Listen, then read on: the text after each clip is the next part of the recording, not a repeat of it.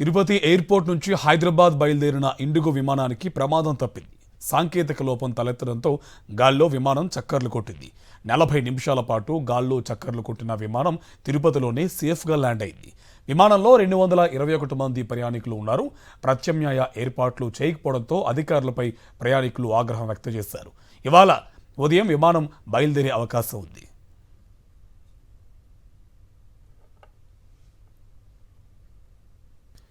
Tirupati airport నుంచి హైదరాబాద్ బయలుదేరిన IndiGo విమానానికి ప్రమాదం తప్పింది.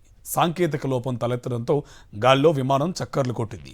40 నిమిషాల పాటు గాల్లో చక్కర్లు కొట్టిన విమానం తిరుపతిలోనే సేఫ్గా ల్యాండ్ అయింది.